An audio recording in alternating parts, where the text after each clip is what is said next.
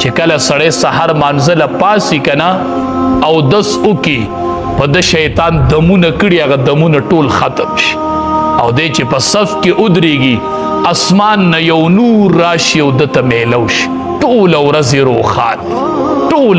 روښان چې دا سحر مونځ یې نه کړی دی پاسي د شیطان هغه غوټې ته تاوي نږدې که سم کار کوي نو هغه مران لګي ټوله ورځ یې بد اوځي دا د شیطان هغه دم د ده نه تو دی نو چې په دې سوچ وکړو چې مونږ ته د سحر د مانځه توفیق نه میلاویږي څه وجه ده ماسخوتن مونځ کې کمی دی یا د ماسخوتن د مانځه نه پس په ګناه کې مبتلا کیږو دا به وي خامخا به دا وجه وي سړی دی د ماسخوتن مونځ ښه ښکلی وکړي